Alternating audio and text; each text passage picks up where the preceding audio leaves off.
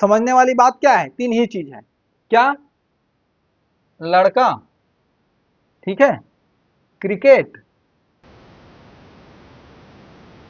खेलता है। अब इतना बड़ा वाक्य है, इस वाक्य में आपको तीन ही चीज का तो पता लगाना है, लड़का क्रिकेट खेलता है। यानी कि मैं ये मान के चलता हूं कि आप लोगों ने अब तक जो पढ़ाई की है, कम से कम पार्ट ऑफ स्पीच आप सब लोग जानते होंगे, इतना मैं मान के चलता हूं। और हम ट्रांसलेशन बनाने के लिए उससे आगे की बात करेंगे, ठीक है।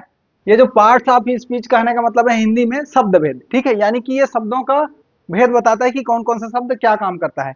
अब आप सबको मालूम है, फिर भी एक रिवीजन के तौर पे मैं आपको यहाँ पे बता देता हूँ। Noun, pronoun, adjective, verb, adverb, preposition, conjunction, interjection, ठीक है, ये 8 प्रकार के शब्द भेद होते हैं, यानी कि पार्ट्स ऑफ स्पीच होते हैं, ठीक है। ये जो पार्ट्स ऑफ स्पीच के जो शब्द हैं, ये एक वाक्य में क्या क्या काम करते हैं, इसके बारे में आप सबने पढ़ा होगा, ये मैं मान के चल रहा हूँ।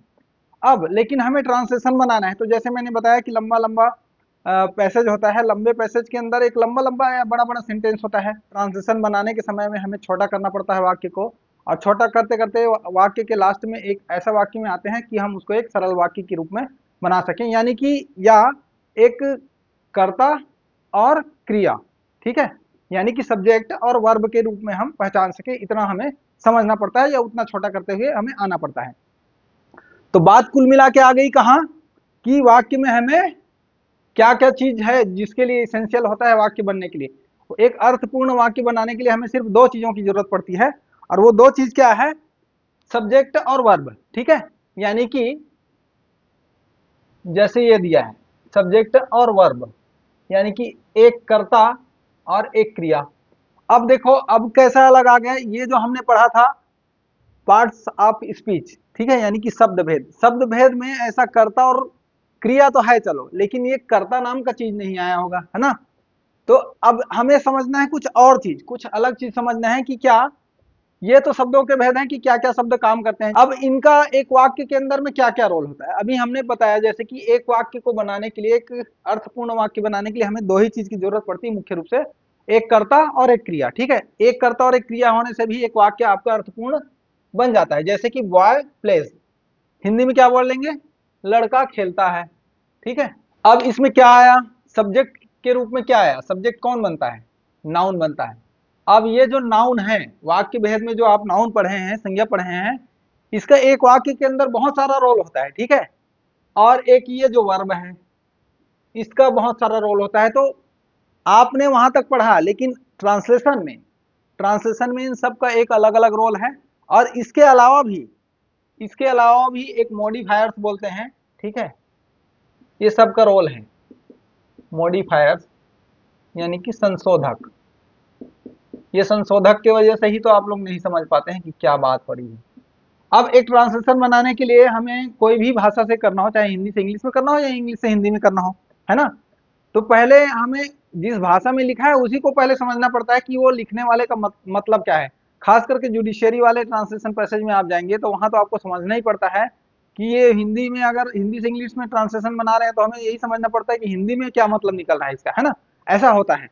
तो अब देखो, अभी मैंने बताया एक कर्ता क्या होता है, जो वाक्य में कोई काम कर रहा होता है उसको हम बोलते हैं कर्ता, ठीक है। और जो क्रिया, जो काम हो रहा होता है उसको हम बोलते हैं क्रिया। तो एक कर्ता और एक क्रिया दोनों मिल करके एक वाक्य बन सकता है, अर्थपूर्ण वाक्य बन सकता है, ठीक है। और ये सब्जेक्ट क्या होता है, नाउन होता है ना, नाउन ही सब्जेक्ट का काम करता है, और वर्ब तो क्रिया है ही, ठीक है। अब अगले वाक्य में जब आएंगे हम, तो एक लड़का क्रिकेट खेलता है, यहाँ एक चीज एडिशन हो गई, दो चीज एडिशन हो गई, एक मैंने ये जोड़ा और एक ये जोड़ा। तो ये तो है भाई आपका क्या है, ऑब्जेक्ट है, ऑब्जेक्ट, ठीक है, इसको क्या बोलते हैं हम, कर्म, हिंदी में हम बोलते हैं कर्म, और इंग्लिश में इसको बोलते हैं ऑब्जेक्ट। अब ये एक जो लड़का यहाँ लगा है, ये नॉर्मल भाषा में, इसकी भाषा में बोलेंगे, शब्द भेद की भाषा में, तो वो आर्टिकल है। अब यहाँ 8 के बदले में चाहे तो 9 बोल सकते हैं, लेकिन वो शब्द नहीं होता है, एक एक वाक्य, एक एक लेटर का होता है, ए एन और द, है ना।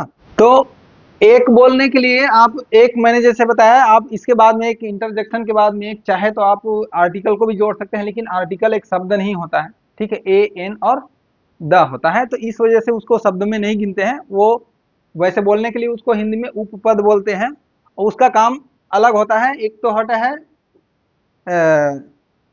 वो डिटरमिनर्स उसको बोलते हैं, जब वाक्य में जब आता है तो उसको डिटरमाइनर बोलते हैं। ठीक है, डिटरमाइनर यानी कि निर्धारक, निर्धारित करता है कि क्या है ना। तो एक बोलने का मतलब है ए, है ना।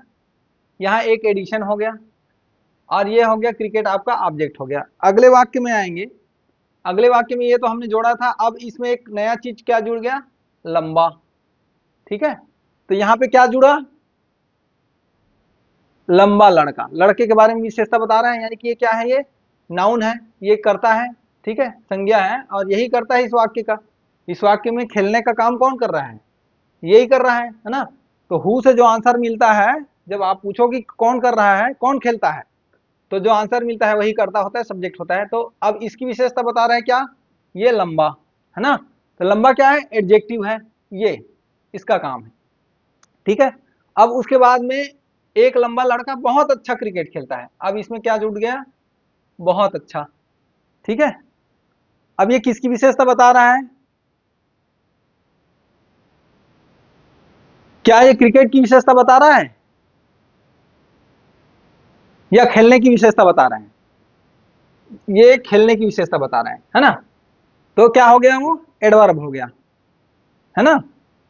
क्रिकेट कैसे खेलता है, बहुत अच्छा खेलता है, तो ये क्या हो गया, ये एडवर्ब हो गया, इसका काम हो गया। अब यहां पे आ जाओ, मैदान पर खड़ा, एक चीज और ऐड हो गया इसमें जी। ठीक है, मैदान पर खड़ा, वह लंबा लड़का बहुत अच्छा क्रिकेट खेलता है। तो ये क्या चीज है, इसको बोलते हैं हम लोग फ्रेज। फ्रेज का मतलब क्या होता है, जिसमें सब्जेक्ट यानी कि कर्ता और क्रिया का कॉम्बिनेशन नहीं होता, पर एक शब्दों का समूह होता है जो कुछ न कुछ अर्थ बना के जाता है, उसको बोलते हैं फ्रेज। ठीक है, यानी कि वाक्यांश बोलते हैं। तो ये है वाक्यांश। तो आपको क्या है, परिचय क्लास इसीलिए मैं बोल रहा हूं, क्योंकि आज हमें एक अलग डिक्शनरी सीखनी है। आगे के हमें ट्रांसलेशन बनाने के लिए, आगे के जितने भी क्लासेस होंगे उसमें हमें एक डिक्शनरी लेकर के चलना पड़ेगा। डिक्शनरी मैं बताऊंगा आज के ही क्लास में कि क्या क्या होनी चाहिए, हमें क्या क्या चीजों को आगे पढ़ना है, समझना है। ठीक है, तो ये हो गया आपका फ्रेज। ठीक है, वाक्यांश हिंदी में बोलेंगे तो ये एक एडिशन हो गया यहाँ पे। उसके बाद में अगले वाक्य में आते हैं, तो जिसने लाल टोपी पहनी है, सरल शब्दों में समझा रहा हूं। ठीक है, जिसने लाल टोपी पहनी है, अब यहाँ एक वर्ब का आ गया। ठीक है, एक प्रोनाउन और एक क्रिया, दो आ गए, यानी कि ये एक उपवाक्य बन गया ये। तो इसको क्या बोलते हैं हम इंग्लिश में, क्लॉज। ठीक है, ये हो गया आपका फ्रेज यानी कि वाक्यांश, और ये हो गया क्लॉज यानी कि उपवाक्य। उपवाक्य किसको बोलते हैं, जो किसी दूसरे वाक्य पे आश्रित हो, है ना, तो उसको उपवाक्य बोलते हैं। और वाक्य के रूप में देखा जाए तो सबसे छोटी इकाई वाक्य की यही है। ठीक है, सबसे छोटी इकाई तो शब्द है, शब्दों से मिलकर वाक्य बनता है, लेकिन जब वो वाक्य बन जाता है तो वाक्य में चाहे वो बड़ा कितना से बड़ा बड़ा वाक्य हो, पैसेज हो, कुछ भी हो, तो उसकी छोटी इकाई क्या होती है, ये उपवाक्य होती है। और ये जो उपवाक्य है किसी न किसी दूसरे वाक्य पे आश्रित होती है। ठीक है, तो ये जिसने लाल टोपी पहनी है किस पे आश्रित है, ये जिसने बोला ना, ये जिसने किस पे आश्रित है, किसके लिए बात आ रही है, उस लड़के के लिए, है ना, उस लंबे लड़के के लिए। किसके बारे में बात हो रही है, उस लंबे लड़के के बारे में बात हो रही है। तो इसको बोलते हैं क्लास, यानी कि यहाँ दो वर्ब आ गया, एक वर्ब ये आ गया और दूसरा वर्ब यहाँ ये आ गया। ठीक है, तो इस तरह से आपका कॉम्प्लिकेटेड बनता जाता है। उसके बाद मैदान पर खड़ा लड़का, वह लड़का, मैदान पर खड़ा वह लंबा लड़का जिसने लाल टोपी पहनी है, टेनिस बॉल क्रिकेट, ये एडिशन हो गया। ठीक है, अब ये क्या है, टेनिस बॉल क्रिकेट, तो टेनिस बॉल जुड़ा, क्रिकेट तो पहले से था, टेनिस बॉल जुड़ा, है ना। तो टेनिस बॉल, अब ये किसकी विशेषता बता रही है, ऑब्जेक्ट की विशेषता बता रही है ना, ऑब्जेक्ट की विशेषता बताने के लिए आ गई है। मैदान पर खड़ा हुआ लंबा लड़का जिसने लाल टोपी पहनी है, टेनिस बॉल क्रिकेट। अब यहाँ पे एक आ गया रात्रि के समय, यानी कि ये जो क्रिया है आपका, क्रिया के बारे में बताने वाला हुआ कि कब अच्छा खेलता है, कितने समय खेलता है, कहाँ खेलता है ना। तो जो क्रिया के बारे में बताता है उसको हम बोलते हैं एडवर्बियल। एडवर्बियल, ठीक है। तो इतना सब कुछ आप जानने के बाद में अब कुल मिला के अब इतने बड़े वाक्य को यहां से 1 से लेकर के 8 नंबर तक अगर आप वाक्य देखेंगे तो आपके पास ट्रांसलेशन के लिए एक्चुअली में है, तो आप यहां से यहां रिलेट करो क्या है एक्चुअली में। आपको अब इतने बड़े वाक्य को देंगे तो आपको बहुत कुछ चीजें देखनी पड़ेगी, समझनी पड़ेगी। अब आपको लेकिन क्या समझना चाहिए था, समझने वाली बात क्या है, 3 ही चीज है। क्या? लड़का, ठीक है, क्रिकेट,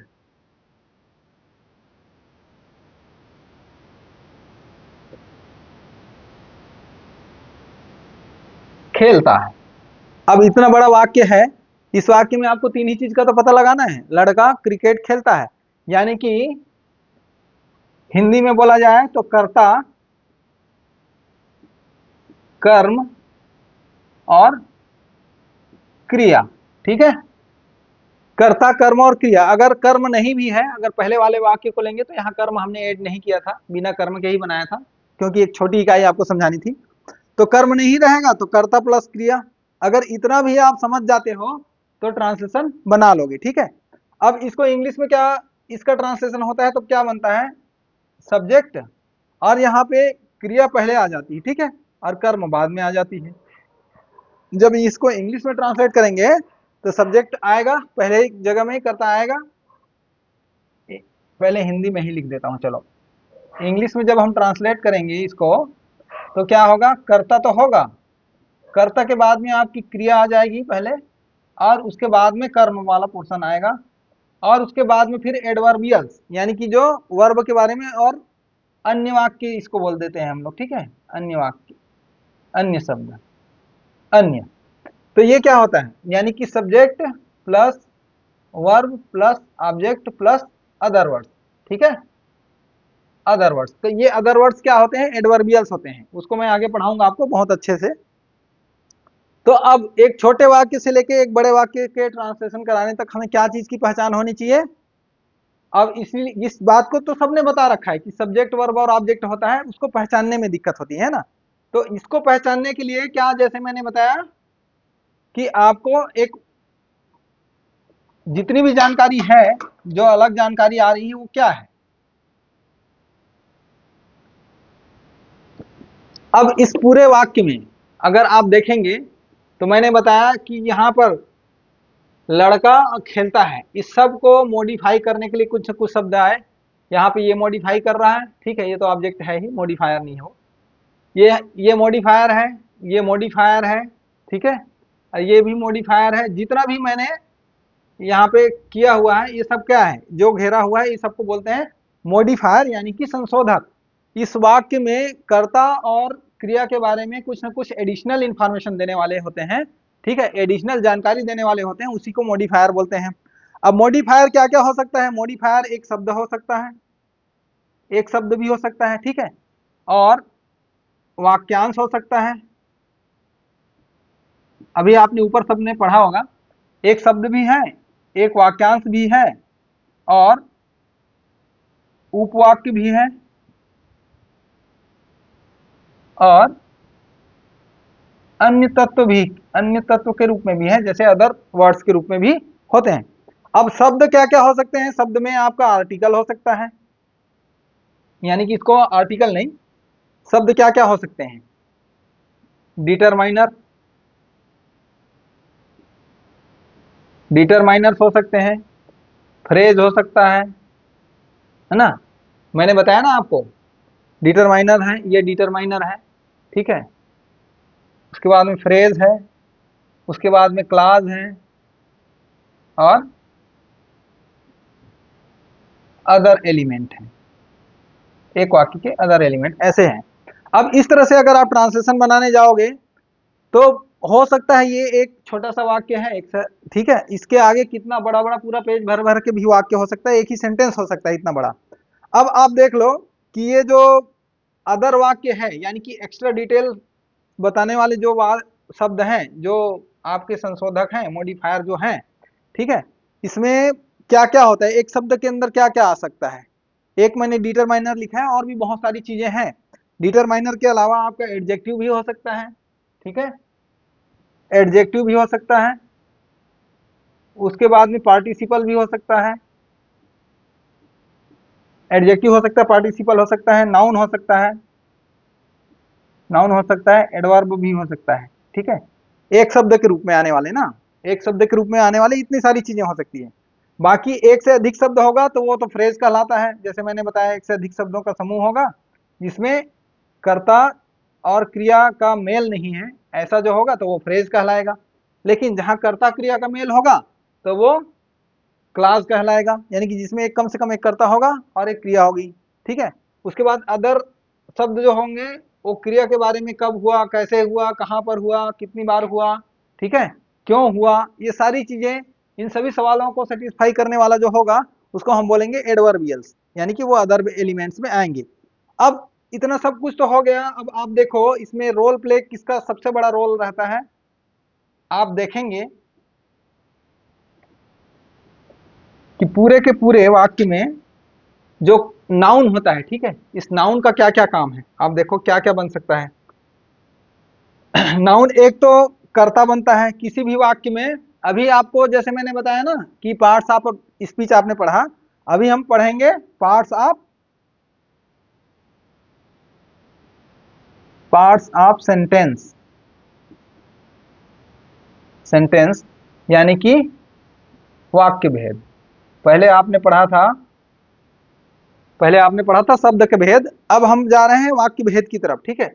लेकिन वाक्य भेद के बारे में हम आगे क्लास में, अगले क्लास में जाएंगे, उससे पहले इस वाक्य भेद के लिए आपको और भी कुछ समझना है, ठीक है। इसी वाक्य भेद के अंदर ही आएंगे, क्या आएंगे कि एक जो नाउन होता है, ठीक है, एक नाउन होता है जो आपने यहां पढ़ा शब्द भेद में, ये नाउन क्या क्या काम कर सकता है, एक नाउन क्या क्या काम कर सकता है किसी भी क्रिया का। जैसे ये क्रिया है यहाँ पे, ठीक है, इस क्रिया का करता है, यानी खेलता है, तो कौन खेलता है, खेलने वाला कौन है, लड़का है ना, लड़का क्या है, नाउन है ना।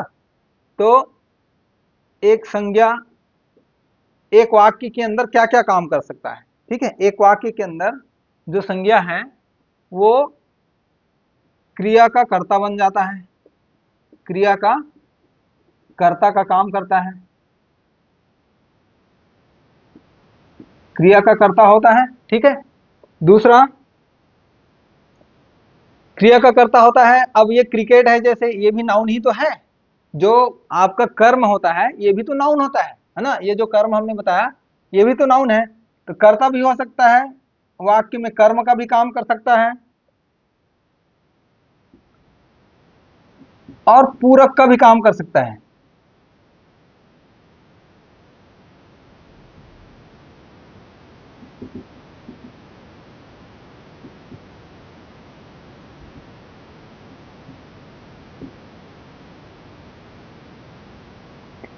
एक नाउन है इतने सारे काम कर सकता है, क्रिया का कर्ता बन सकता है, कर्म बन सकता है, पूरक, पूरक कंप्लीमेंट क्या होता है जानते हैं, जो बिना टेंस वाले वाक्य होते हैं, आगे मैं बताऊंगा कैसे वाक्य होते हैं वो, तो उस वाक्य में कर्म नहीं होता, वहां पे क्या होता है, वाक्य को पूरा करने के लिए बस कुछ शब्द होते हैं, उसको हम बोलते हैं कंप्लीमेंट, यानी कि पूरक, ठीक है। और किसी प्रेपोजिशन का, जो हम प्रेपोजिशन पढ़ रहे हैं, इस प्रेपोजिशन का एक ऑब्जेक्ट बनने का भी काम ये करता है। तो एक संज्ञा इतना सारा काम करता है एक वाक्य के अंदर। अब देखो संज्ञा का काम इतना सारा है एक वाक्य के अंदर, बहुत सारा काम करने लगा है ना। अब इसके साथ साथ अब आप देखेंगे वर्ब का क्या काम है, वर्ब के बहुत सारे रूप हैं, इसके तो रूप को ही पहचानने में आपको बहुत सारा क्लास निकल जाएगा, तो ये सब पढ़ेंगे हम बाद में। अब छोटी छोटी चीजें ये विशेषता बताने वाली होगी, ठीक है, ये प्रोनाउन आप गए ये समझ ही रहे होंगे, ज्यादा उतना वो नहीं है।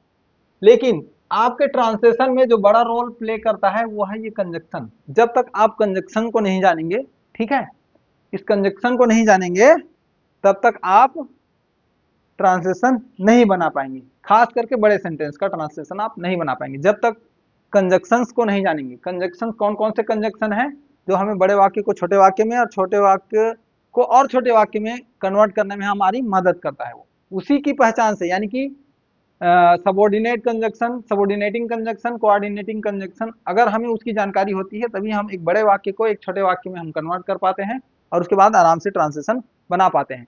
तो आपको अब आगे आज का ये जो क्लास है इंट्रोडक्टरी क्लास था, तो इसके आगे अब आपको बहुत सारा चीज सीखना है। जो जो चीज आज के इस वीडियो में आपको पता नहीं चला वो उनके क्या काम होते हैं, कैसे होते हैं। जैसे मैंने एक मॉडिफायर शब्द बताया, मॉडिफायर्स के अंदर क्या क्या चीजें होती है ना, और क्या क्या चीजें इसके अंदर आती है, वाक्यांश के अंदर क्या क्या चीजें होती हैं, डिटरमाइनर के अंदर क्या क्या चीजें आती हैं, है ना, फ्रेज क्लास क्या होते हैं, उसके रूप कितने होते हैं, कितने तरीके से उसको समझ सकते हैं हम।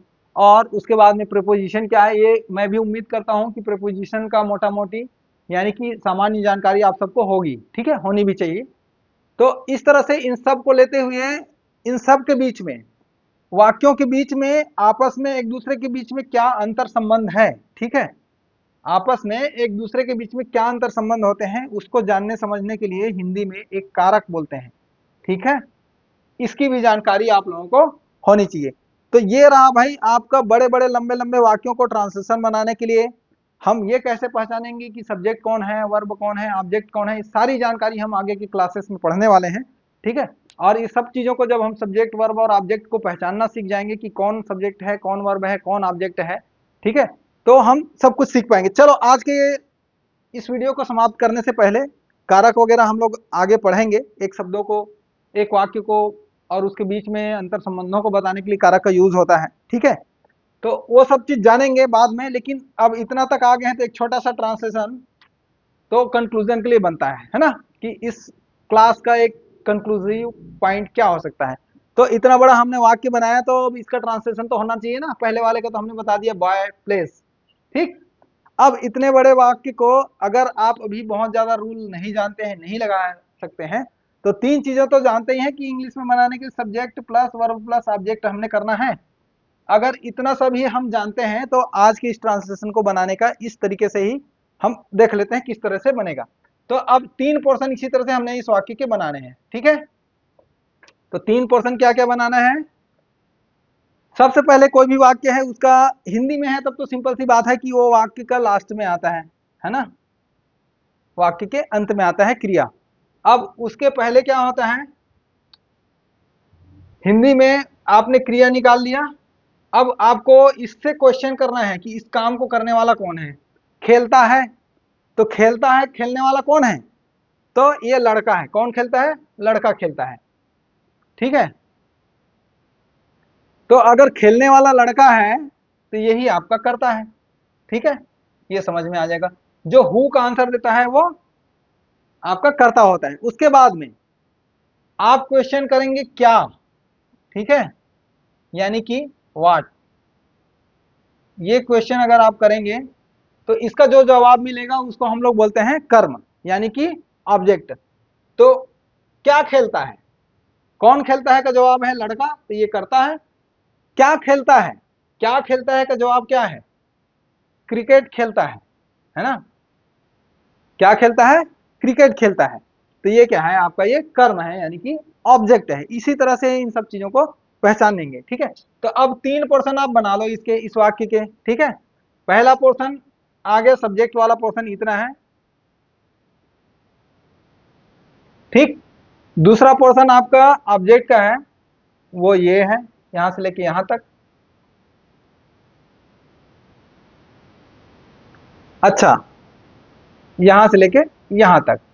अब एक ये पोर्शन बचा हुआ है, ये क्या है, ये है आपका क्लास है, उपवाक्य है, जो एडिशनल जानकारी दे रहा है इस सब्जेक्ट के बारे में ही। तो ये भी सब्जेक्ट के ही पोर्शन में आएगा, ठीक है, क्योंकि एडिशनल इंफॉर्मेशन दे रहा है सब्जेक्ट के बारे में ही। तो क्योंकि ये सब्जेक्ट के बारे में ही एडिशनल इंफॉर्मेशन दे रहा है, जिसने लाल टोपी पहनी है ना, सब्जेक्ट के बारे में ही बताया जा रहा है, एक्स्ट्रा डिटेल्स दे रहा है, तो ये हमारा सब्जेक्ट के ही पोर्शन में आएगा। तो इसी तरह से चीजों को समझना पड़ेगा आपको ट्रांसलेशन सीखने के लिए। तो यहां से लेकर के यहां तक का पूरा क्या हो गया आपका, सब्जेक्ट का पोर्शन में आ जाएगा, ठीक है। और वर्ब के पोर्शन में आपका आ जाएगा ये खेलता है, ठीक है। अब कैसे खेलता है, बहुत अच्छा खेलता है। ये जानकारी किसके बारे में, वर्ब के बारे में। कब खेलता है, रात्रि के समय खेलता है। ये दोनों जो है क्या है आपके क्रिया के पोर्शन में आएंगे, ठीक है। तीन पोर्शन बन गए, सब्जेक्ट वाले पोर्शन, ये वर्ब वाला पोर्शन, और ये सॉरी ये कर्म वाला पोर्शन यानी ऑब्जेक्ट वाला पोर्शन, और ये वर्ब वाला पोर्शन। तो अब सब्जेक्ट वाले पोर्शन में आप चलेंगे, ठीक है। लड़का के बारे में बात हो रहा है, तो लड़का के बारे में एडिशनल इंफॉर्मेशन क्या है, डिटरमाइनर्स वगैरह लगा है, मैदान पर खड़ा वह लड़का बोलने के लिए क्या हो रहा है, जोर दे रहा है, तो the boy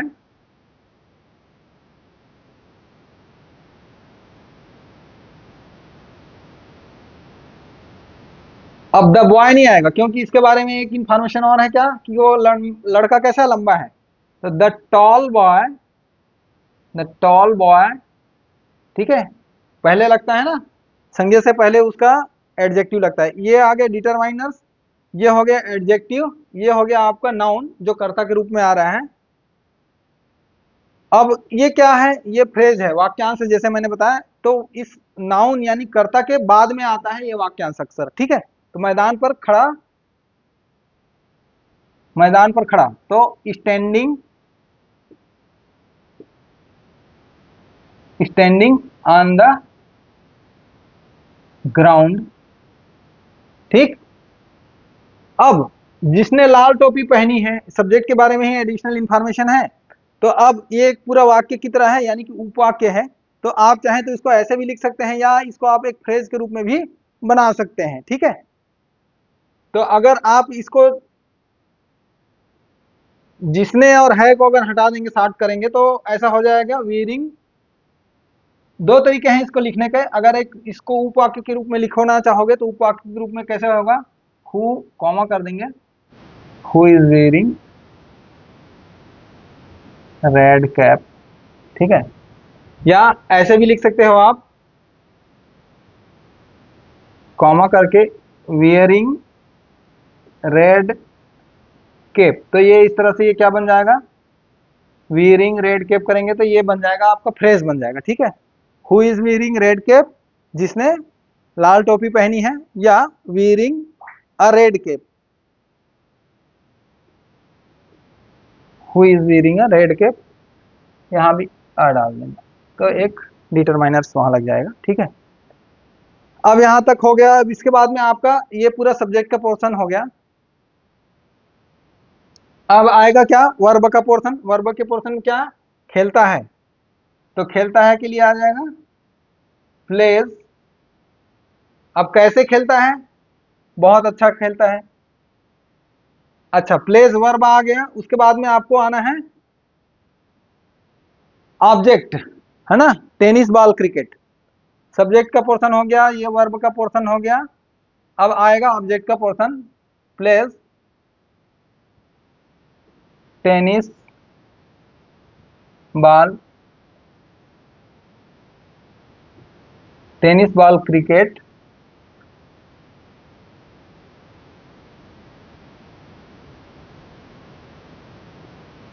pledge tennis ball cricket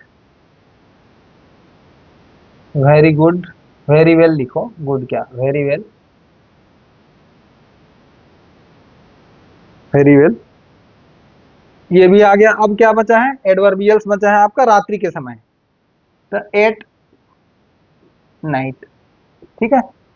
तो इस तरह से ट्रांसलेशन बन सकता है,